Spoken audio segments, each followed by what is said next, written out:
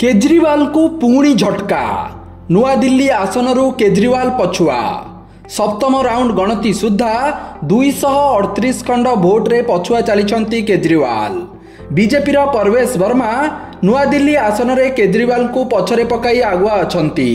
एभली स्थिति रे खोद आम आदमी पार्टी मुखिया निर्वाचन हारिबा स्थिति उपजिछि। आप पछुआ चलिथिबा बेले केजरीवाल भी पछुआ चलिछंती। सेपटे बीजेपी 42 आसन रे लीड करुथिबा बेले आम आदमी पार्टी 28 आसन रे आगुआ अछि।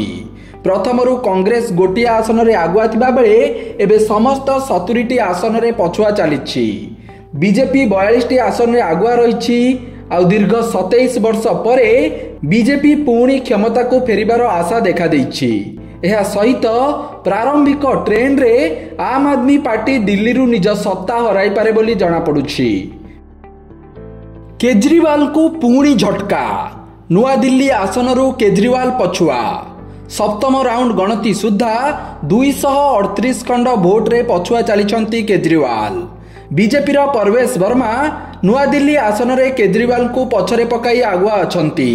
एभली स्थिति रे खोद आम आदमी पार्टी मुखिया निर्वाचन हारिबा स्थिति उपजिछि। आप पछुआ चलिथिबा बेले केजरीवाल भी पछुआ चलिछंती।